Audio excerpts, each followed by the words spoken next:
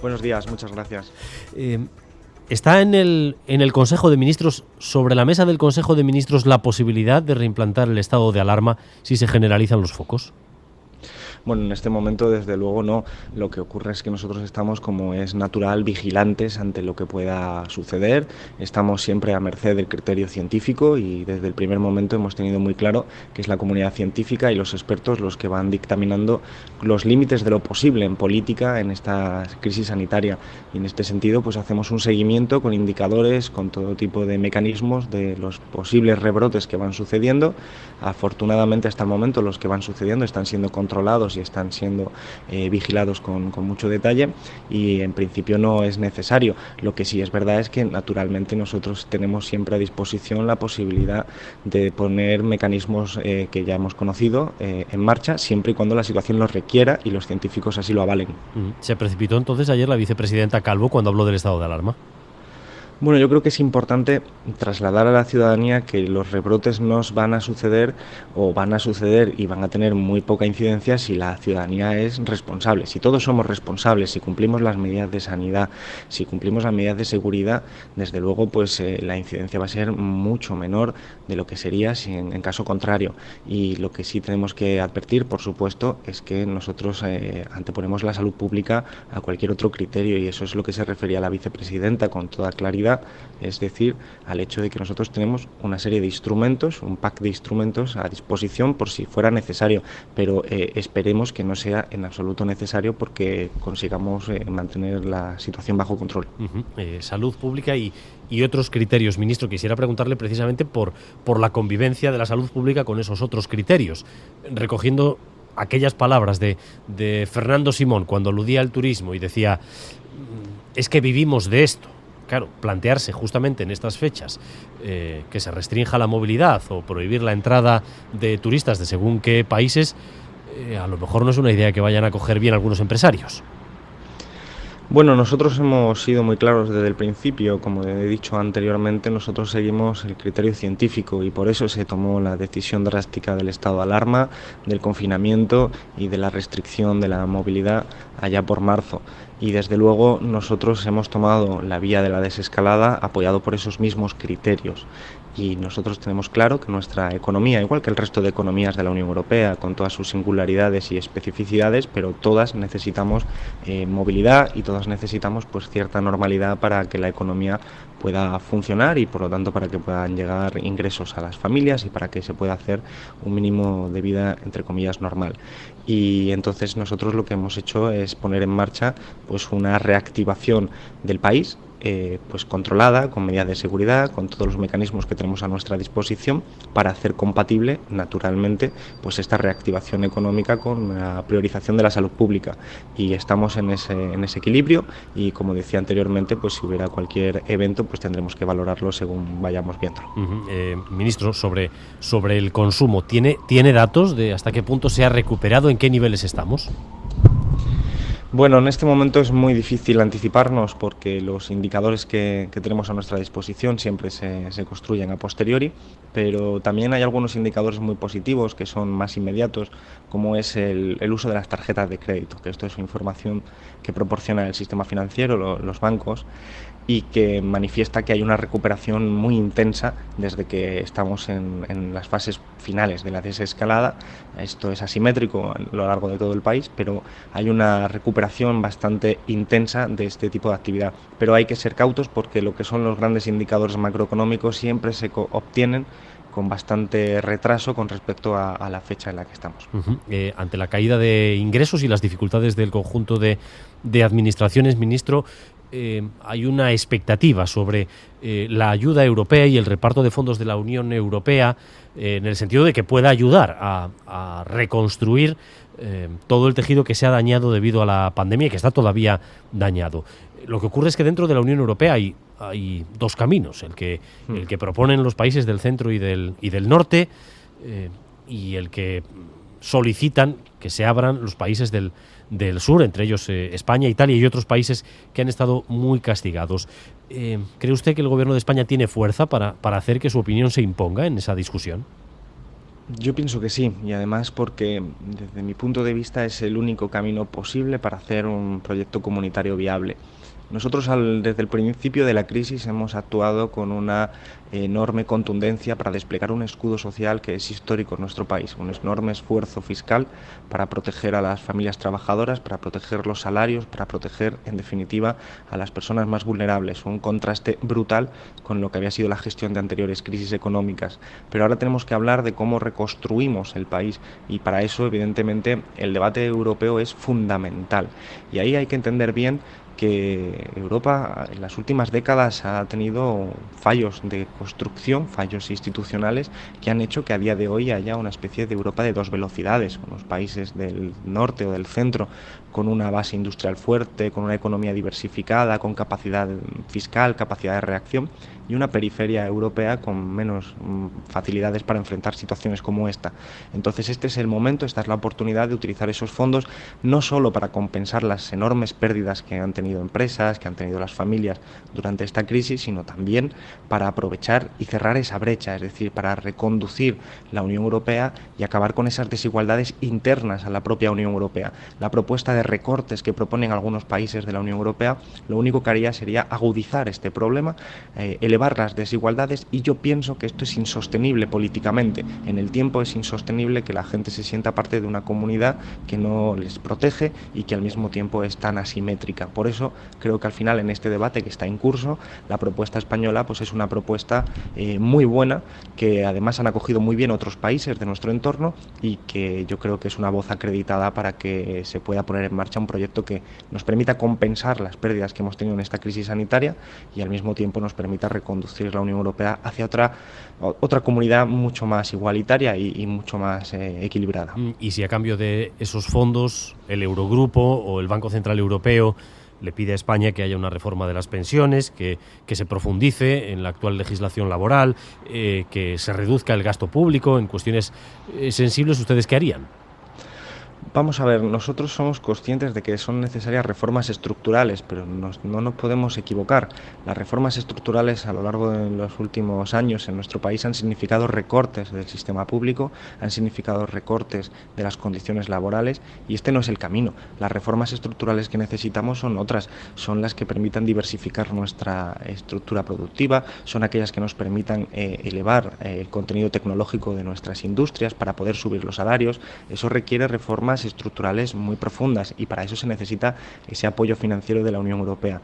Por eso decía, el hacer reformas es necesario. El problema es que esas reformas estén instigadas por un cierto ideario neoliberal que ya ha fracasado en los anteriores años, y creo que eso ahora mismo no está encima de la mesa, porque pienso que las instituciones europeas también se han dado cuenta de esto mismo, y solo hay que observar a un Banco Central Europeo que hace 10 años era profundamente ortodoxo y reacio a prestar dinero a los estados, y hoy en día está prestando dinero a los estados en el mercado secundario. Es decir, creo que también lo que son las instituciones europeas se mueven atendiendo a esa realidad, y soy optimista. Creo que efectivamente esos fondos no tienen que estar condicionados a políticas neoliberales, tienen que ser fondos como propone España, cuanto más transferencias mejor y no tanto préstamos, pero desde luego si hubiera algún tipo de condicionalidad no debería ser, digamos, de carácter neoliberal.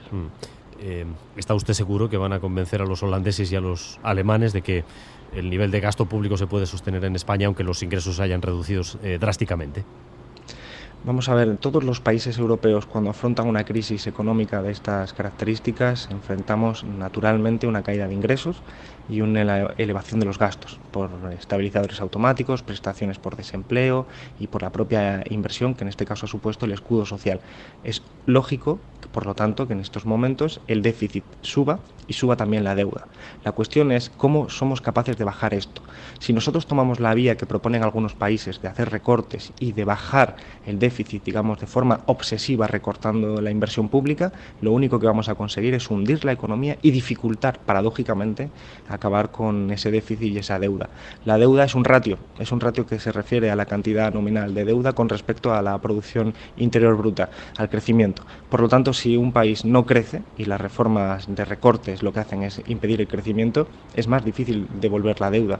Por eso la paradoja, que esto es en economía bastante habitual, es que hay que crecer para que esos niveles de deuda se vayan reduciendo. Y la única forma de crecer en este momento es haciendo inversión pública y siendo capaces de reactivar la economía a través de los mecanismos que estamos proponiendo, por ejemplo, en el Gobierno de España. Esto es un debate económico apasionante, pero nos estamos jugando las vidas de las personas y el proyecto político europeo.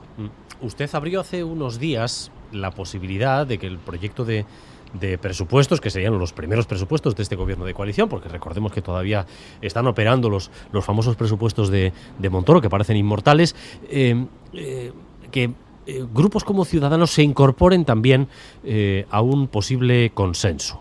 ¿Esto es convicción, señor Garzón, o fue, como se suele decir, un calentón del momento y ya se le ha pasado? No, yo estoy convencido. Creo que nosotros tenemos que ser también capaces de ver más allá de las siguientes elecciones. Tenemos que ser capaces de tener las luces cortas, de atender a lo que es urgente, en este momento es obvio, proteger los salarios, proteger a las empresas para que no quiebren, proteger nuestra economía, pero tenemos que ser también capaces de tener esas luces largas y de entender, bueno, que estamos aquí haciendo reformas o vamos a hacer reformas que van a afectar a las próximas décadas, a las próximas generaciones, y para eso hace falta consensos más amplios, y esto es lo que nosotros estamos invitando a hacer. Este gobierno tiene un acuerdo de coalición que es sólido, que es estable y que en mi opinión es muy bueno. Y este es el punto de partida que nos permite además tejer mayorías parlamentarias. Y nosotros desde este punto invitamos a todo el mundo a ir discutiendo incluso medida a medida, porque creo que sumar siempre va a venir en beneficio. Es verdad que hay una oposición, que es la del Partido Popular y la de Vox, que están en otra, que están en derribar al gobierno prácticamente a través de cualquier mecanismo. Creo que eso es una medida que quizás para ellos sea rentable políticamente. No lo sé, no soy experto en demoscopia, pero lo que sí sé es que es criminal desde el punto de vista de la construcción del país en el futuro. Es un grave error el no pensar en que esta hostilidad y esta beligerancia tiene unas consecuencias en el medio plazo para nuestro país, por no hablar del clima de hostilidad en el que estamos instalados y que aleja a la gente de la política. Pero desde el punto de vista de las reformas, cuanta más gente participe, lógicamente mejor. Y aunque algunos no quieran, pues quizás hay algunas otras formaciones como Ciudadanos que estén dispuestas a hablar. Creo que la política es diálogo y por ahí es donde tenemos que comenzar. Pero sería un gran ejemplo de elasticidad. Imaginemos un abrazo entre los comunistas y los neoliberales, ¿no? Entre usted y Arrimadas para firmar los presupuestos. Bueno, pero hemos pactado muchas cosas y hemos coincidido muchas veces en las votaciones concretas. Por eso solemos decir lo que en abstracto, lo que en términos teóricos parece como muy complicado, luego en términos concretos, por ejemplo, de negociando algún tipo de ley, por ejemplo, la del ingreso mínimo vital o, por ejemplo, cualquier otra, por ejemplo, la del estado de alarma, hemos llegado a acuerdos. ¿Y por qué no íbamos a llegar a acuerdos en torno a la reconstrucción de nuestro país, diversificando nuestra economía, elevando el contenido tecnológico de nuestras empresas, subiendo los salarios, reforzando la protección de los trabajadores? Por supuesto que partimos de la base de que somos proyectos que tienen enormes diferencias, pero la cuestión aquí yo creo que radica en ser capaces de acentuar lo que se pudiera tener en común, sobre todo atendiendo a que es un momento extraordinariamente excepcional. Estamos ante una pandemia, ante las consecuencias económicas de esa pandemia y requiere pues que seamos capaces de dialogar. Probablemente pues haya muchos puntos en los que no lleguemos a acuerdo, pero ¿y por qué no exploramos aquellos en los que sí estamos? Esa es la mano tendida que hacemos desde el gobierno al resto de fuerzas políticas. Como decía antes, hay algunas que no quieren porque han hecho cálculos electorales y no están por la labor, pero si hay algunas que quieren, nosotros desde luego no vamos a decir que no, todo lo contrario, nos vamos a sentar a hablar, porque es un gobierno que tiene un acuerdo de coalición y que a partir de ahí despliega sus apoyos. ¿Le ha molestado a sus socios del Partido Socialista que ustedes traten de impulsar una comisión para revisar qué sucedió con los GAL y llamar a declarar a Felipe González? No, un gobierno de coalición se basa por definición en fuerzas distintas. En este momento el gobierno de coalición tiene dos grupos parlamentarios, es el del Partido Socialista y el de Unidas Podemos, o incluso tres partidos, porque también está Podemos, estamos los de Izquierda Unida y está el Partido Socialista.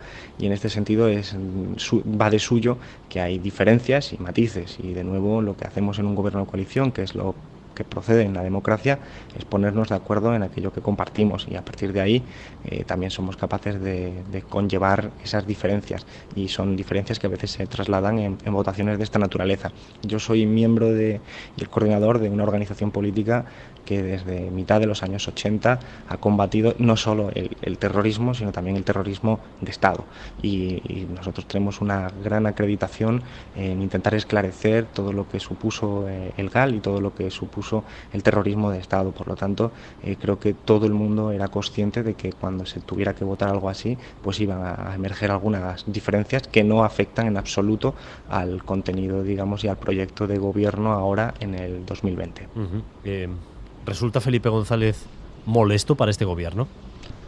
No, este gobierno tiene pues que enfrentar determinados obstáculos estructurales, pues evidentemente nosotros tenemos que ganar mayorías parlamentarias día a día, nosotros tenemos que enfrentar retos económicos, retos sanitarios, bueno, como cualquier otro gobierno, y es un gobierno que inaugura una senda en esta etapa democrática reciente, que es la del gobierno de coalición, y enfrenta también pues muchos adversarios políticos, entre ellos, pues como decía anteriormente, el PP y Vox, que están en una estrategia profundamente peligrosa de caricaturizar al enemigo, de deshumanizarlo y de considerar que todo vale.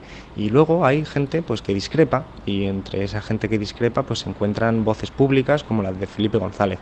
Yo creo que hay que escucharlas y poco más, porque al final nosotros tenemos que desplegar un programa de gobierno que exige mucha energía, exige muchos esfuerzos, y tenemos que dedicarnos a ello. ¿Contemplan ustedes abrir los secretos oficiales?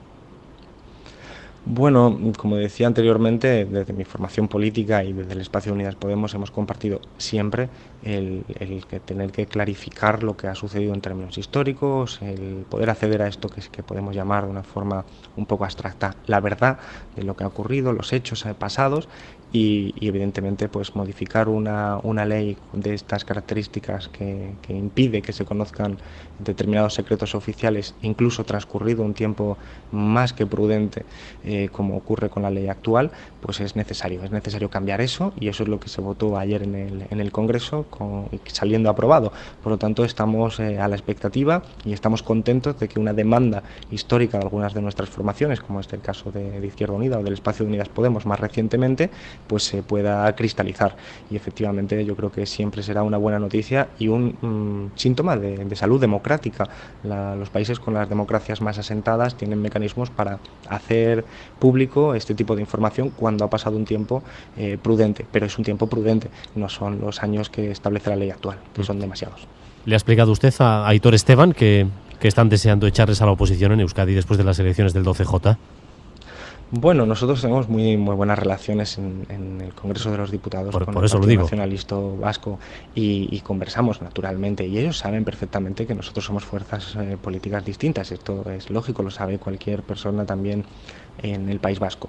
Entonces, nuestros deseos políticos, nuestros proyectos son distintos. Lo único que hay momentos en los que nos ponemos de acuerdo, y creo que eso es muy positivo, pero es lógico que en nuestro horizonte político, en el horizonte de Unidas Podemos, pues tenemos, ideas distintas que el del Partido Nacionalista Vasco, y a nosotros nos parece que un cambio en el País Vasco pues sería positivo si nosotros estamos en ese gobierno. Como hemos demostrado en el gobierno de España, se nota la diferencia, y hemos podido desplegar un escudo social en el gobierno de España pues muy importante, como ya he descrito anteriormente, con el ingreso mínimo vital, los ERTES y otra serie de medidas. Bueno, pues ese valor añadido que proporcionamos estando en el gobierno en el conjunto del país, pues evidentemente nosotros tenemos la intención de hacerlo también en el resto del país, y particularmente en el País Vasco en estas elecciones. Eso es algo que va a decidir la ciudadanía, eso es algo que van a decidir los vascos y las vascas, y a partir de ahí pues veremos cuáles son los números para ver qué se puede construir. Lo que pasa es que en Madrid, para desplegar ese escudo social, cuentan con el PNV, y en Euskadi no quieren contar con el PNV. Bueno, nosotros tenemos diferencias. Nosotros, si hay alguna medida que es positiva para el País Vasco, como hemos demostrado a lo largo de esta legislatura, la hemos apoyado. Es decir, nuestro espacio no es contradictorio ni es antagónico al del Partido Nacionalista Vasco en términos, digamos, concretos. Hay muchas veces en las que votamos conjuntamente, tanto en el País Vasco como en Madrid. Pero tenemos proyectos distintos. El Partido Nacionalista Vasco es un partido conservador. Nosotros somos un partido y un espacio político más bien progresista, con un programa electoral distinto distinto. Esto es normal, si no nos presentaríamos juntos a las elecciones, por lo tanto hay que normalizarlo y después, con la votación que haga la ciudadanía, será con lo que construyemos, con esos mimbres, construiremos la cesta, es decir, construiremos el gobierno que se pueda hacer y nosotros, lógicamente, tenemos nuestras propias prioridades. Ha dicho el lehendakari Urkullu que un posible tripartito de izquierdas sería algo obsoleto, fuera del tiempo. ¿Qué le parece? Bueno, yo creo que es un error considerarlo así. De hecho, hay fórmulas de gobiernos de izquierdas en nuestro país en este momento, en comunidades autónomas, y la hay también en este momento en el gobierno de España, y no es en absoluto posible considerarlo obsoleto. Todo lo contrario. Estamos ante una vanguardia de defensa de la clase trabajadora, una vanguardia de diversificación industrial, una vanguardia de políticas que benefician a la mayoría social y además haciendo frente a un montón de adversidades. Por lo tanto, yo creo que hay que normalizar que hemos llegado a un tiempo político en el que las coaliciones son ya lo normal y no la excepción, y son coaliciones de muy diferente naturaleza, y evidentemente coaliciones de gobiernos de partidos de izquierdas yo creo que siempre son las fórmulas ideales, porque hablo yo desde un espacio que me identifico claramente con esa izquierda. Pues Alberto Garzón, ministro de Consumo del Gobierno de España y coordinador general de Izquierda Unida, le agradezco mucho que haya estado con nosotros esta mañana. Un saludo y hasta la próxima. Muchísimas gracias, como siempre, muchas gracias.